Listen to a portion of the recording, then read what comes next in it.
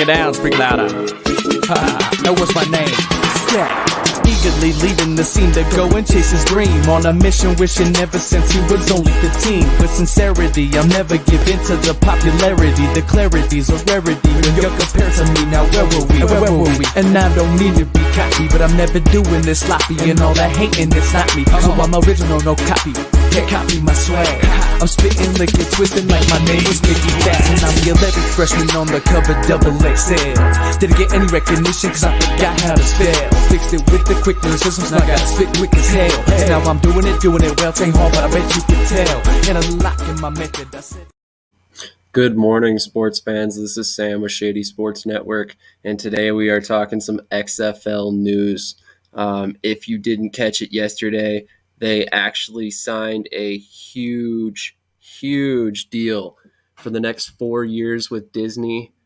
It is a very interesting deal. As you know, Disney acquired ESPN, and now they partner with the XFL to go ahead and produce all of their games for the next 4 years. This news broke yesterday. Basically, the way the deal works is from 2023 through 2027, each season, all 43 games, 40 regular season games, 2 playoffs, 1 championship games, will be featured on a combination of ABC, ESPN, and FX, all owned by Disney. This is a huge deal, as I just mentioned. I mean, we're talking about a simulcast platform in which they're able to bring you games on multiple different streaming networks and channels, which is going to benefit their viewership, something that we've watched the USFL struggle with at times this season. I definitely think that this deal in particular is huge because of the ties that The Rock has to Disney based off of movies he's made with them and stuff over the years. But this is also a company that isn't about to back out on their investment. They just put in a bunch of money and a bunch of time and effort into making this deal happen. So they're not about to back out right away if viewership isn't exactly what they would expect. In fact, I would expect that they would ride it out for the 4 years if the XFL actually does stick around for the full 4 years and ends up having any sort of staying power, which I expect them to. I mean, if you watch the league in 2020, they definitely had very good play on the field, and it was very interesting to watch the games. We saw averages in attendance of over 20,000 for multiple teams. There were some locations that had worse attendance, but again, they chose some markets that were probably a little bit too saturated, LA being one of them. But moving on, I think in the future with the cities we've heard and the cities that have kind of been leaked out a little bit, I think they're leaning the right way with what they're doing in 2023. They have multiple different stadium deals that seem to be coming together fairly quickly because names are starting to leak out, or the names of cities are starting to leak out. And we've already gotten 8 head coaches. So it's only a matter of time, honestly, before we get the next big announcements, which will be team names, jersey colors, and cities. But this Disney deal, I really wanted to touch on a little bit more. Danny Garcia said it best. She said, to find a partner that honors our foundation and will be able to root our vision of unwavering passion, accessibility, and the future of football with Disney as our home is a dream come true. And truly, they couldn't have asked for a better partner. Disney has a wider reach than probably any other production company out there. And with that being said, this is going to give not only Disney a football product that they can promote to fans of other genres of movies and TV shows and whatever else they produce, but they can also eventually bring this into a bigger portion on their streaming platforms, whether it's Disney Plus or stuff like that.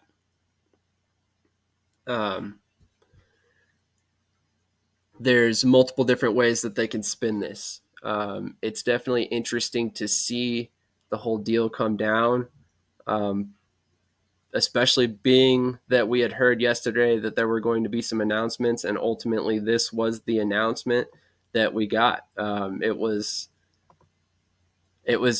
expecting cities. We got this, but I'll take it because honestly, at the end of the day, it's very interesting to see that they partnered with Disney of all places. This is definitely one of the bigger markets and one of the bigger companies that you could have possibly asked for, and it's definitely interesting to see.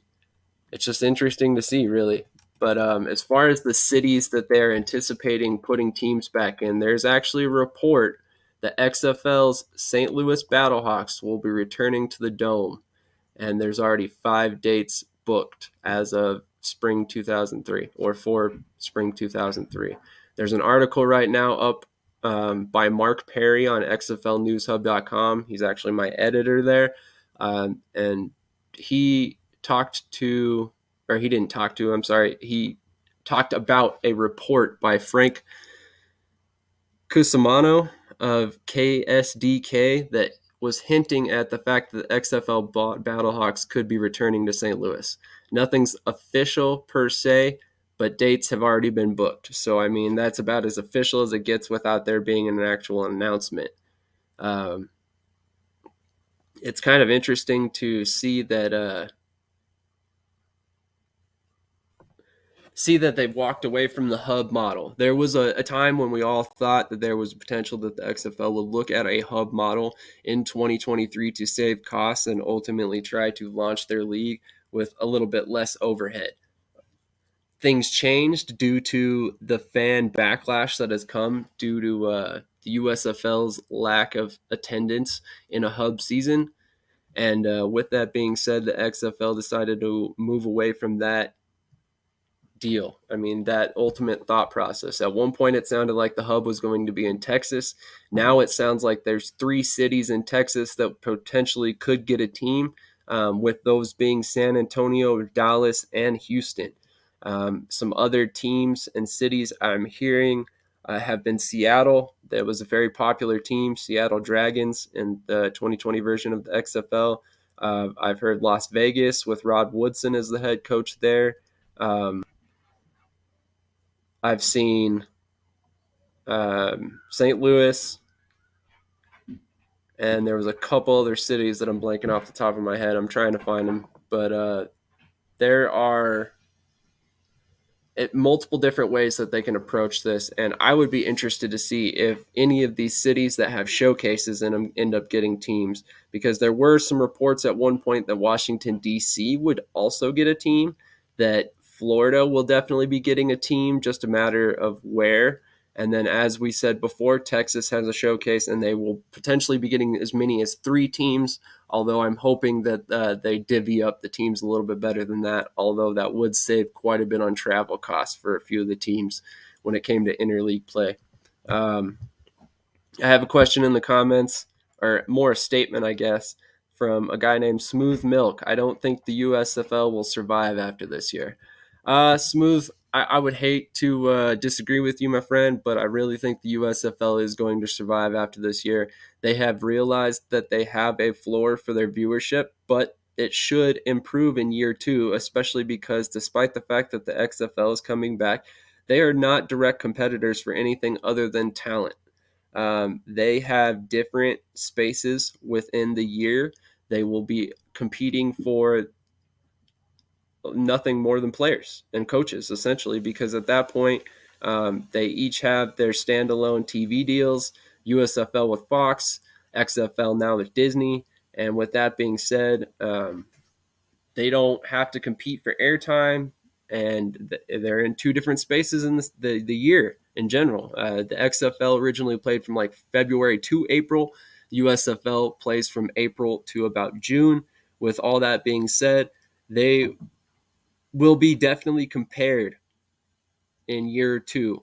If the USFL definitely comes back, which I think they will, and the XFL is there, they're going to be compared nonstop. And with that being said, I'm a huge fan of the USFL, but I really do think that the XFL is set up for success the way they have set everything up. They are not approaching the hub model, which I think will help with attendance, which is going to be key in their first couple years. They got a huge, crucial partner in their television deals right now. They're approaching most of the cities they're looking at do not currently have NFL teams or USFL teams, which is yet another reason that they're not competing with the USFL. The only overlap city which we could potentially see is Houston. And I think Houston is just one of those football towns that can support it. A lot of people are on board with the Gamblers. A lot of people were huge Houston Roughneck fans.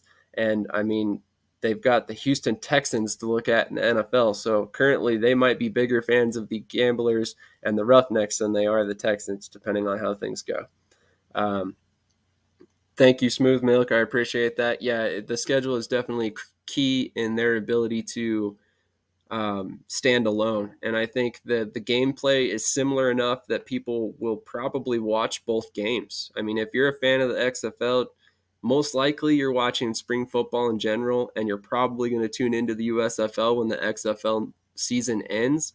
But I think that's why we could potentially long term see a partnership between the XFL and the USFL. I've talked about it in the past. I think it's something that we could potentially see where they could look to play a spring championship game. It would be a little bit odd with the way it would have to work, but given the fact that the USFL was able to launch a season earlier, it would actually work quite well. So basically, what you would do is the USFL roster that wins the championship with their league, they could in turn flip that and they would stay together as a roster until after the XFL season, and then that's when you could open up um, and disband the people on the roster if people moved on or whatever. But the championship team from the USFL would wait till after the XFL season. They would play the championship game with the XFL maybe a couple weeks before training camp starts, and then go into training camp for the USFL and ultimately into their season as potential spring football champions. It would be interesting to see, although there's a lot of logistic things that would have to be worked out to make that all work. Smooth says, I thought the XFL was doing a fantastic job in 2020, and it was a shame when COVID came through and shut down the league. Yeah, I would definitely agree, man. XFL definitely would still be around if it weren't for COVID. I don't think Vince McMahon ever files bankruptcy if the league continued at the pace they were at. As I mentioned before, St. Louis was averaging like 27,000 fans a game. We haven't even seen that in one single game in Birmingham. And I understand that it's a hub, and I understand all the different arguments people make, but one of the big reasons why I think that this is a big deal and something that we need to point out is the fact that Birmingham has their own team. So they're not even showing up for their own team like St. Louis did, like Seattle did. And yeah, I know those are the top two out of the league. And yes, I'm bringing those up because those are the examples I have on the top of my head. And I know that several teams in the league did not put up those kind of numbers. But with all of that being said, there is still a reason why I believe in the USFL. Fox is a huge majority stake in the USFL. So with that being said, they have a vested interest in seeing them succeed. They have a vested interest in making sure it lasts and that it ultimately brings back money on their investment. And with that being said, I don't think attendance is necessarily the most crucial factor in the survival of the league. But at the same time, I think there were many better choices than Birmingham for the hub. In fact, I would point to St. Louis as my first choice to put a hub season. One, it's got a dome.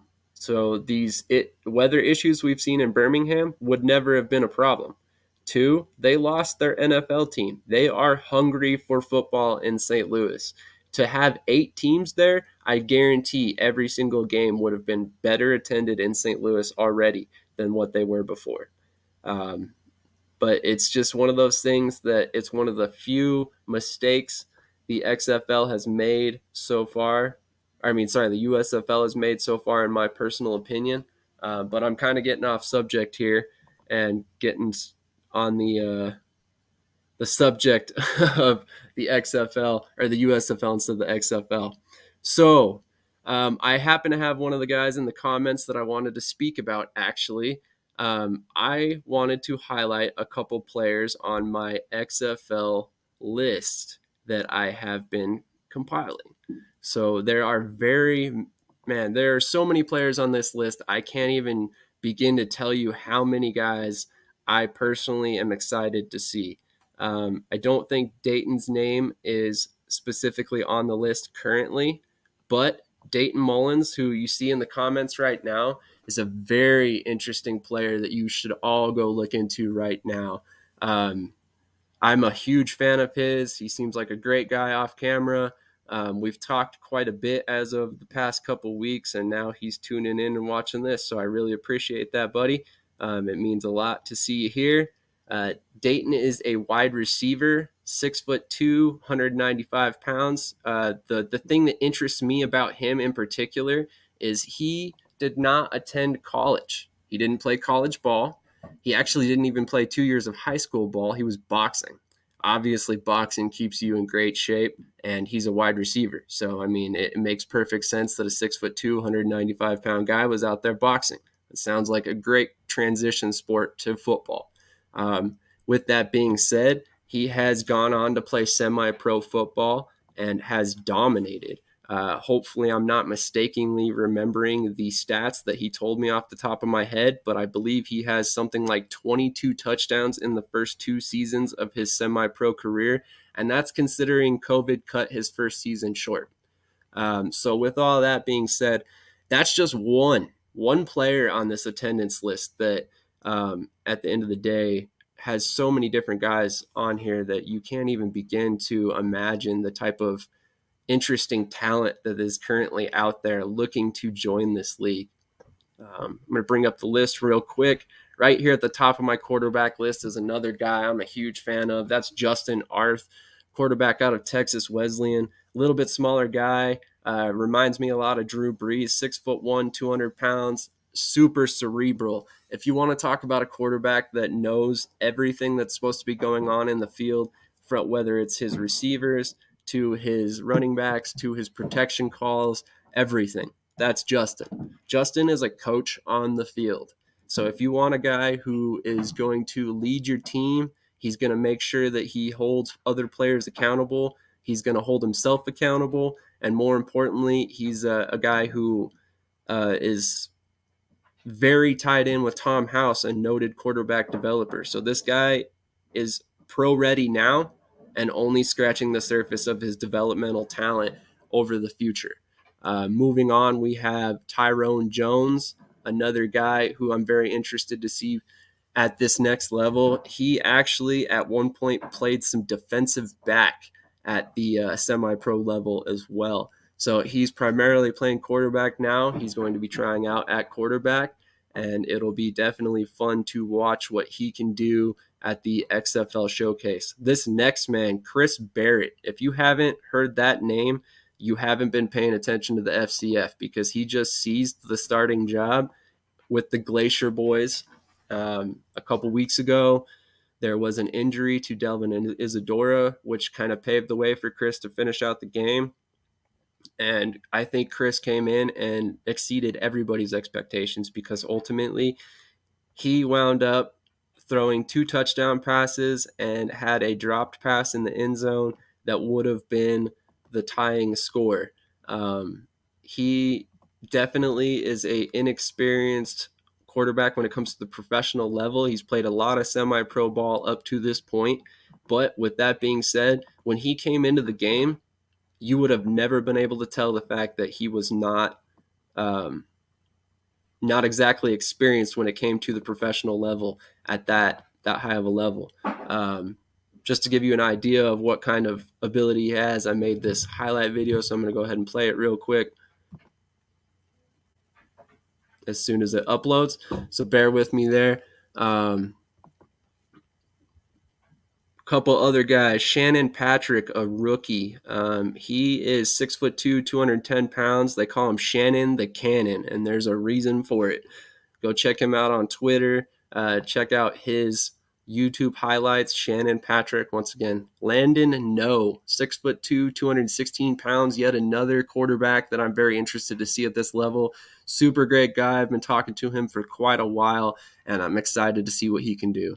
Nathan Mace, Dylan Van Boxel, Jay Remenga. I hope I pronounced your last name right, Jay. I apologize if I didn't. All of these guys, great dudes. I've been interacting with them for quite a while. They are all currently in either Arena League or some form of overseas football, or not overseas football, foreign football. GFL, IFAF, which is Mexican League, if I'm not mistaken. So getting into the more interesting players in terms of bigger names that you might have heard before. Bryson Aline from the Glacier Boys as well will be trying out for the XFL. He is a running back, or they call it a super back, I think, in the FCF. He's a very interesting player. I'm excited to see what he can do. Ross Robertson is a guy who's out of Arizona. He's right in his own backyard trying out for the XFL in Arizona. He should be able to find a spot and end up getting some looks, I think. Raekwon McClanahan, 6'3", 215 pounds. This guy runs like a beast. He is a lesser-known player. He plays in the AAL for the Pennsylvania Union. I apologize. But he is very fun to watch, and definitely a guy that you want to make sure that you hop in on and watch his highlights, which are on the list, again, live on xflnewshub.com right now.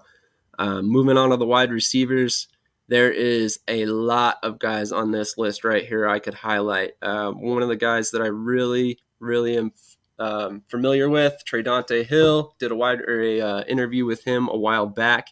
He played with the FCF for a while, although he was released before the season started. He is one of the fastest wide receivers on this list. He has run several sub 4.4 40s, and don't quote me, but I think he's even run a couple sub 4.3 40s.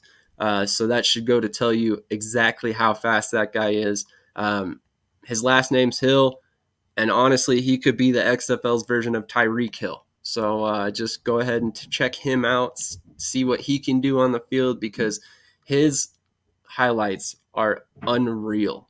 They're unreal. You definitely want to go check him out. Another guy that I'm particularly interested in seeing play is Brian Wright. He's a rookie, 6'3", 217 pounds, out of Delaware Valley University. He is definitely a jump ball specialist, and he has some highlights out there, including the ones that are attached to his name on the xflnewshub.com article, that are impressive as can be. This guy literally will snatch the ball over defenders like it's going out of style.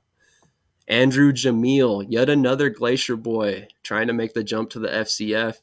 Andrew Jamil has been called the Wes Welker of the FCF by certain people because he is a slot specialist. He will tear you up with his route running ability, and he will definitely be getting a good look at the tryout with the XFL.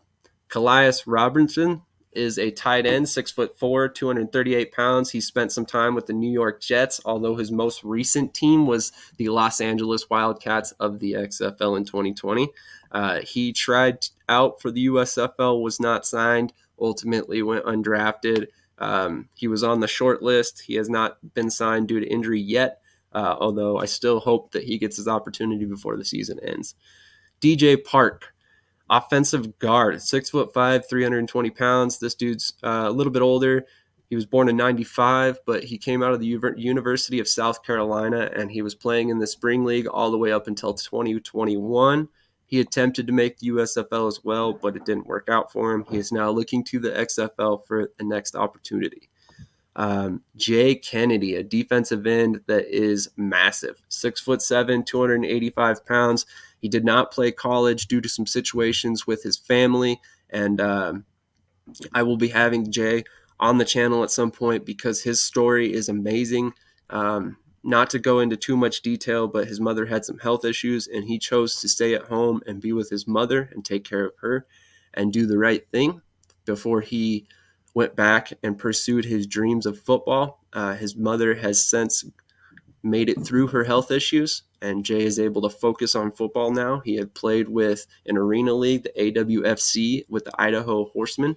And at 6'7", 285 pounds, he's a guy who can play end. He's a guy who can kick inside to a tackle. So he's definitely going to be somebody the XFL should keep an eye on.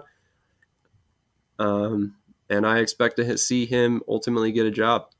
Warren Thomas, 6'3", 265 pounds, true defensive end. He reminds me a lot of Brandon Graham from the Philadelphia Eagles out of Midland University. He plays for the Sioux Falls Storm. As you guys all know, I'm a huge Storm fan, so definitely check out their games on YouTube.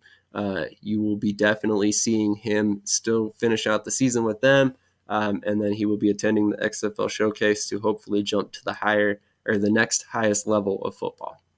IFL is a very high level of football, so I don't want anybody thinking I don't think it is. This next man, Rashad Payne, is a guy I'm a huge fan of. 6'4", 248 pounds. He did not play college ball either, and he ultimately was last with the Jacksonville Sharks of the NAL. Rashad is a guy who can play fullback. He can play tight end. He can play defensive end. He can play linebacker. He is extremely versatile, but more importantly, he's got an awesome outlook on life. He's extremely happy-go-lucky from the outside looking in, and he's a guy who actually graced me with his presence on the channel. There's a interview on Shady Sports Network that you can check out right now under my player interview series. Next man on the list is Wesley Jeffries, 6'3", 300-pound defensive tackle out of Mississippi College. He is a rookie. I definitely think he's going to get a look. The younger guys, I expect to get a lot of opportunity in this league. A couple guys at linebacker that I really wanted to highlight. Brooklyn Hardiman, another guy I've had on the channel here for an interview. Definitely go check that out. He was awesome guest, and he's definitely had some health issues. He fights Crohn's disease, but at the same time, he has gotten it under control at 6'2", 230 pounds.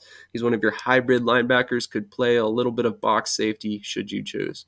He came out of Colorado Mesa. Definitely excited to see what he can do. Dion Christian is a linebacker, 6'2", 225 pounds, another hybrid guy. He is a guy that interests me like no other. I truly believe this guy is going to get a huge chance, but if you can see on the screen, he came out of Pratt Community College and did not play football. He ran track. He currently plays for the RPFL with the Detroit Cougars, and he is a guy who I ultimately think has the speed and versatility to play a very interesting position at the XFL level. Damian Francis, a guy who joined me for an interview. Great man, 6'1", 210 pounds. He can play safety, cornerback, linebacker, wherever you want to throw him on the defense. I have confidence that he would be able to make it work. Shoot, you could probably even put him in as a wide receiver, and he'd make it work because he's that type of athlete and he's that type of hard worker. Matthew Stevenson out of CSU Pueblo, another one of my Colorado guys making the jump. I hope he gets in there. Ethan Graubert, another guy who was on the channel and for an interview. He plays for the Oregon High Desert Storm of the AWFC, another league that we mentioned earlier. And then the last man on this list, although not the last man I'm going to talk about, Craig Peterson, another guy who was on the channel for an interview. With all of that guys being said, here is Chris Barrett's highlight reel to take us out. But a couple guys I wanted to mention right before I get off of here is Cecil Cherry has told me he will be looking to the XFL tryouts if he does not get an NFL opportunity following the FCF season. Matt Mangle, recently released by the USFL, will be looking to the XFL tryouts to get a chance. Also, there was Cedric Bird, another FCF Glacier Boys player. Tommy Strauer. I'm blanking his name at the moment. But that's all I've got for you guys today. You have a good one.